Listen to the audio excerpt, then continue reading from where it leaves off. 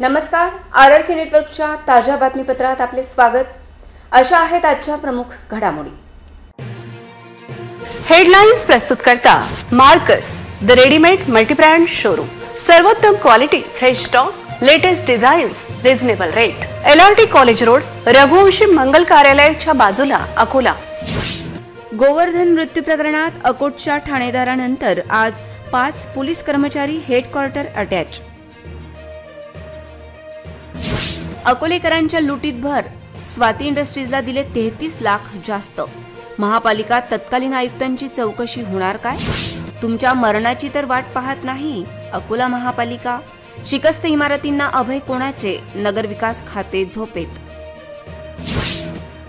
खामगाव पोलिसांना जे सुचते ते अकोला पोलिसांना का नाही? विनापरवाना डीजेवर कारवाई करण्याची गरज। मुख्याध्यापक, शाळा व्यवस्थापनाचा गोरखधंदा सुरू। पुस्तके शाळेतच विकल्या जात असल्याने चिवचिव बाजार ओस। आता सविस्तर बातम्या। अकोट पोलीस स्टेशन येथे चोरीच्या प्रकरणातील संशयित युवकाचा खून प्रकरणात काही पोलिसांना वाचवण्यात येत आहे। यामागे नेमके कोण आहे असा प्रश्न विचारला जात आहे। या सर्व प्रकारामुळे राज्याचे गृहमंत्री देवेंद्र फडणवीस यांची तर प्रतिमा मलिन करण्याची योजना नाही ना, असा प्रश्न विचारला जात आहे। पातूर येथील महिलेला शरीर सुखाची मागणी करणे, अकोट येथे पोलीस कोठडीत युवकाचा मृत्यू होणे या सर्व बाबी अतिशय गंभीर असून काही पोलीस भक्षक झाल्याने सर्व पोलिसांचे मनोबल बाधित होत आहे।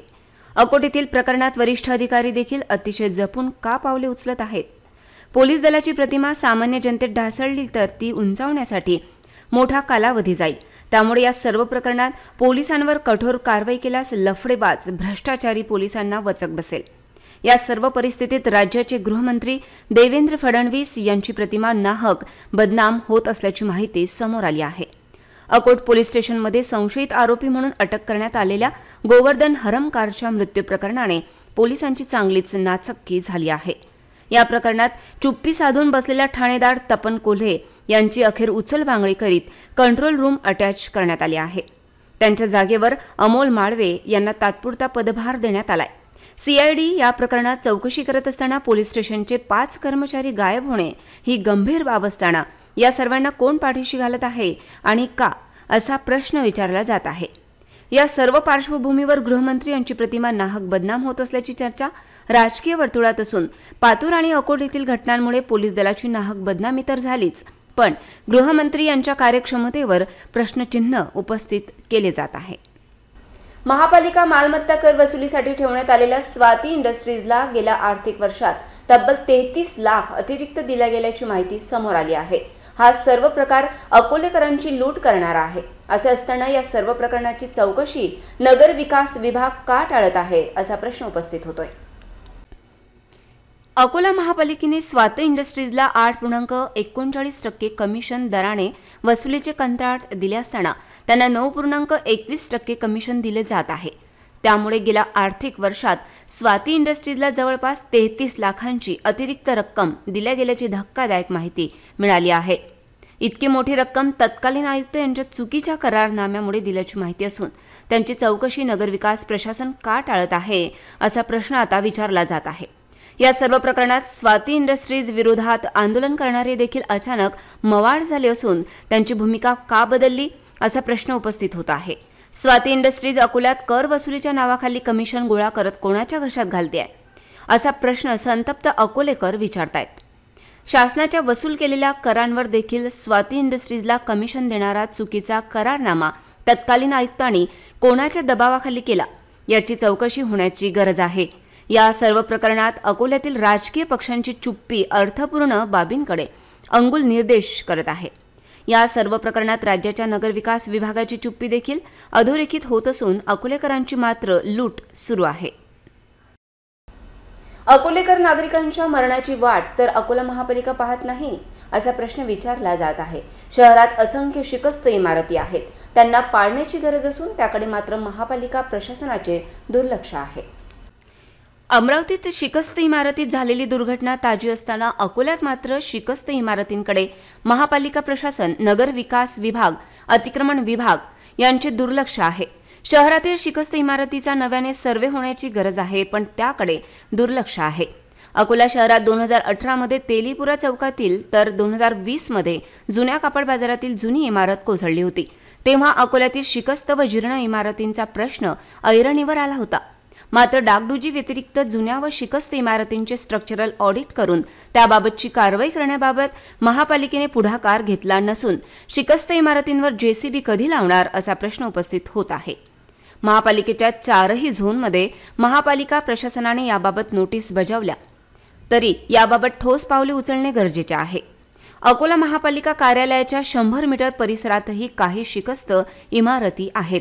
त्याबाबत महापालिका काय भूमिका घेणार असा प्रश्न उपस्थित होतो आहे।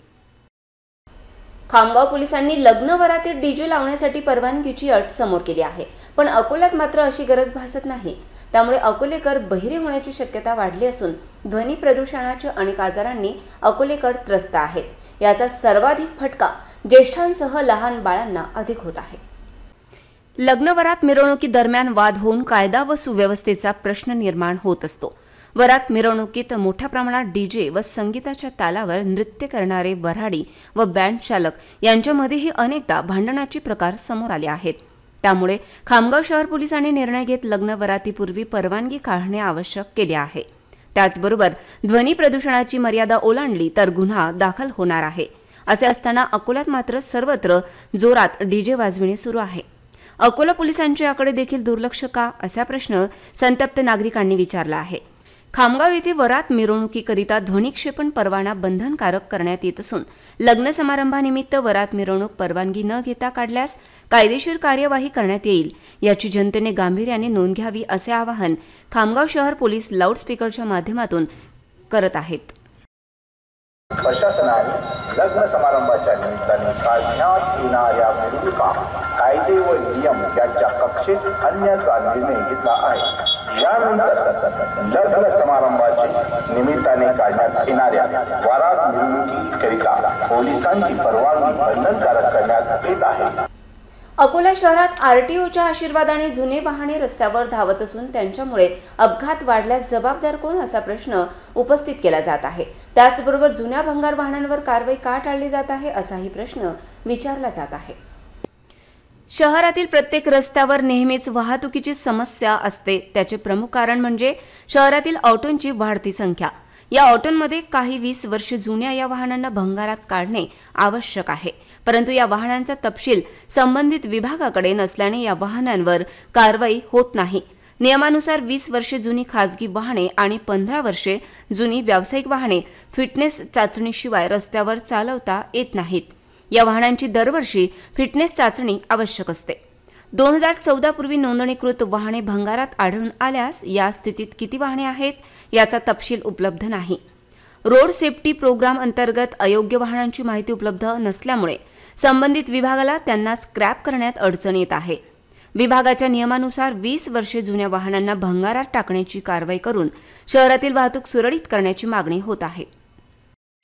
आज वैद्यकीय क्षेत्रातील गरजा तसेच वैद्यकीय उपचारांचे स्वरूपही बदलत आहे। यासाठी तांत्रिकदृष्ट्या सक्षम अशा स्त्री पुरुष परिचारिकांची गरज तर आहेच, त्याशिवाय समाजाच्या प्रत्येक वर्गात भेडसावणाऱ्या शारीरिक, सामाजिक, मानसिक आरोग्याच्या गरजा समजावून घेऊन त्यासाठी काम करणाऱ्या परिचारिकांची गरज असल्याचे प्रतिपादन प्राध्यापक नितीन बाठे यांनी येथे केले। श्री समर्थ शिक्षण व क्रीडा प्रसारक मंडळाद्वारे संचालित रणपिसे नगरातील श्री समर्थ नर्सिंग महाविद्यालयात जागतिक परिचारिका दिनानिमित्त आयोजित कार्यक्रमाचे अध्यक्ष म्हणून ते विचार व्यक्त करीत होते। प्रमुख अतिथी म्हणून शासकीय वैद्यकीय रुग्णालयाच्या अधिपरिचारिका प्रियंका जाधव, आयकॉन हॉस्पिटलच्या अधिपरिचारिका माधुरी लोहकरे व्यासपीठावर उपस्थित होत्या। ज्यांच्या जन्मदिवसानिमित्त हा दिवस साजरा केला जातो त्या फ्लॉरेन्स नाइटिंगेल यांच्या प्रतिमेचे प्रारंभी पूजन करण्यात आले। प्राध्यापक नितीन बाठे व प्राध्यापिका जयश्री बाठे यांच्या हस्ते पाहुण्यांना सन्मान चिन्ह देऊन गौरविण्यात आले। रुग्णांची शारीरिक सेवा हीच आता परिचारिकांची भूमिका नसून त्या व्यतिरिक्त अनेक भूमिका त्यांना पार पाडाव्या लागतात, असेही प्राध्यापक बाठे यांनी सांगितले। प्रमुख अतिथींनी यावेळी प्रत्यक्ष काम करताना येणाऱ्या आव्हानांची माहिती उपस्थितांना दिली। रुग्णसेवा हे आजवर दुर्लक्षित क्षेत्र मानले जायचे, परंतु आधुनिक वैद्यकशास्त्रामध्ये तांत्रिकदृष्ट्या सक्षम आणि समजूतदार परिचारिकांची गरज दिवसेंदिवस वाढत असल्याचे प्रतिपादन दोन्ही प्रमुख पाहुण्यांनी यावेळी बोलताना केले। या आव्हानात्मक क्षेत्रात नवीन विद्यार्थ्यांना फार मोठ्या संधी उपलब्ध आहेत. या क्षेत्राचा आवर्जून विचार करावा असे त्या म्हणाल्या. महाविद्यालयातील तृतीय वर्षाच्या विद्यार्थ्यांनी नर्सिंगची विस्तारित भूमिका या बोधवाक्यावर आधारित नाटिका सादर केली. जागतिक परिचारिका दिनाचे औचित्य साधून महाविद्यालयात घेण्यात आलेल्या वक्तृत्व स्पर्धेतील यशस्वी विद्यार्थिनी साक्षी ढोकणे व तेजल ठोंबरे यांचे कौतुक करण्यात आले.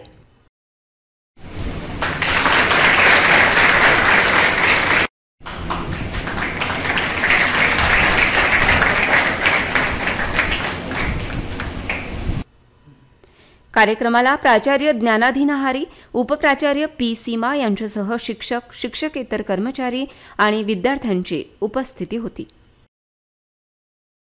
नॅशनल नर्सिंग डेच्या सर्वांना खूप खूप शुभेच्छा. आणि वैद्यकीय क्षेत्रामध्ये जो पाठीचा कणा म्हणता येईल हेल्थ केअरसाठी तो म्हणजे ह्या नर्सेस आहेत. आणि नर्सिंग आणि नर्सेसची आवश्यकता आता जेव्हा आपल्या समाजावरती कोविडचे संकट आले तेव्हा आपल्याला लक्षात आले की समाजासाठी नर्सिंग एज्युकेशन आणि नर्सिंग केअर हे किती महत्त्वाचे आहे. तरी सर्वांनी ह्या नर्सिंग एज्युकेशनबद्दल एक मनामध्ये आत्मीयता प्रत्येकामध्ये असली पाहिजे. आणि म्हणून आज 12 मे नाईट अँगल मॅडम जे आहेत यांच्या वाढदिवसानिमित्त हा नॅशनल नर्सिंग डे साजरा करण्यात येतो. त्याबद्दल संपूर्ण समाजाला आणि नर्सिंग क्षेत्रातील कार्यरत सर्वांना नर्सिंग डेच्या खूप खूप शुभेच्छा. महावितरण कंपनीच्या भोंगड कारभारामुळे एका खासगी वायरमनचा मृत्यू झाला. या प्रकरणाची सखोल चौकशी होण्याची गरज आहे. त्याचबरोबर खासगी वायरमनला चढविताना परमिट काढले होते की नाही असा प्रश्न आता विचारला जात आहे. जिल्ह्यातील पारस येथील भागवतवाडी परिसरामध्ये विद्युत लाईनच्या डीपीवर काम करणाऱ्या खासगी वायरमनचा काम करतेवेळी अचानक विजेचा जोरदार धक्का लागल्यामुळे जागेवरच मृत्यू झाल्याची घटना घडली आहे. हा खासगी वायरमन शासकीय लाईनमन सोबत डीपीवर काम करण्यासाठी गेला होता. मात्र अचानक विद्युत प्रवाहाचा जोरदार धक्का लागल्याने खासगी वायरमनचा जागेवरच मृत्यू झाला असून मृतक विजेच्या धक्क्यामुळे डीपीवरच उलटा लटकलेला दिसत होता.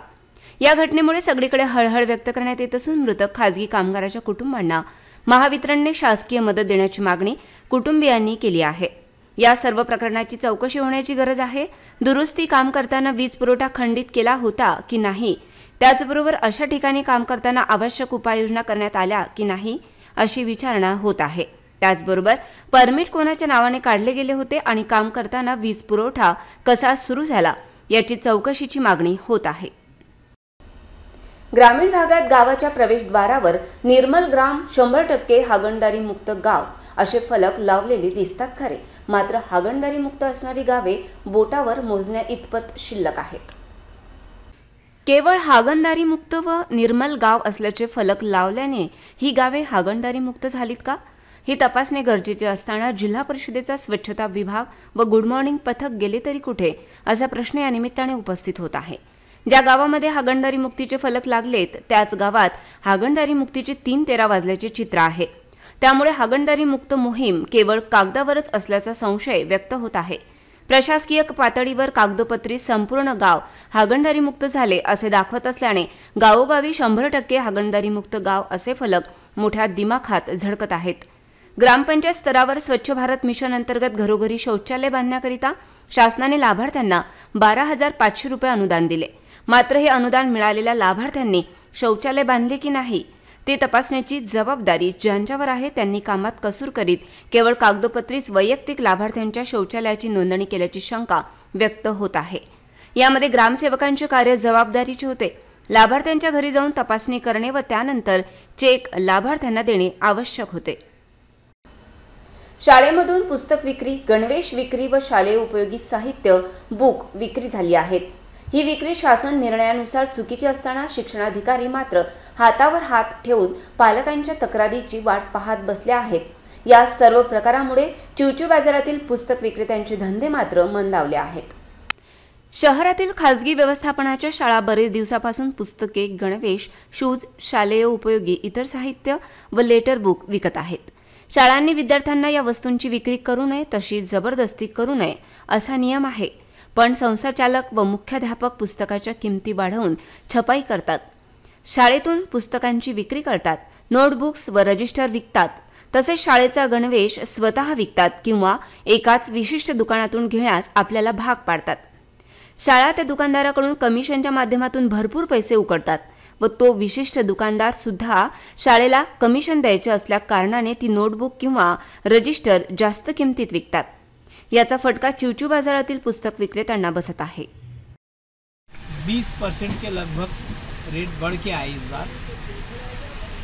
बाकी चीज़ों में किताबें जो गवर्नमेंट की थी पिछले साल के रेट है वही है, क्योंकि पिछले साल ही इतने रेट बढ़ा दिए थे कि इस साल बढ़ाने की ज़रूरत ही नहीं पड़ी उनको. और बाकी जो नवनीत की गाइडा वगैरह है उसमें भी 10-1% की तेज़ी आ गई, बढ़ के आई रेट. बाकी उसके अंदर जो कॉलेज की गाइड वगैरह है उसमें भी थोड़ा बहुत तेज़ी है. बाकी सब बरोबर. पुन्हा एक नजर टाकूया आजच्या प्रमुख घडामोडींवर. हेडलाइन्स प्रस्तुत करता Marcus the readymade multibrand showroom. सर्वोत्तम quality, fresh stock, latest designs, reasonable rate. LRT college road, Raghuvanshi Mangal कार्यालयाच्या बाजूला, अकोला. गोवर्धन मृत्यू प्रकरणात अकोटच्या ठाणेदारानंतर आज 5 पोलीस कर्मचारी हेडक्वार्टर अटॅच. अकोलेकरांच्या लुटीत भर, स्वाती इंडस्ट्रीजला दिले 33 लाख जास्त. महापालिका तत्कालीन आयुक्तांची चौकशी होणार काय? तुमच्या मरणाची तर वाट पाहत नाही अकोला महापालिका. शिकस्त इमारतींना अभय कोणाचे? नगरविकास खाते झोपेत. खामगाव पोलिसांना जे सुचते ते अकोला पोलिसांना का नाही? विनापरवाना डीजेवर कारवाई करण्याची गरज. मुख्याध्यापक, शाळा व्यवस्थापनाचा गोरखधंदा सुरू. पुस्तके शाळेतच विकल्या जात असल्याने चिवचू बाजार ओस. बातम्यांसाठी तुम्ही पाहत रहा RRC न्यूज. यूट्यूब चॅनलवर तुम्ही पण लाईक आणि सबस्क्राईब करा RRC डिजिटल अकोला हे यूट्यूब चॅनल. जगभरात कुठेही पहा RRC डिजिटल अकोला. पुन्हा भेटूया ताज्या बातम्यांसह, नव्या घडामोडींसह, नव्या बातमीपत्रात. तोवर नमस्कार.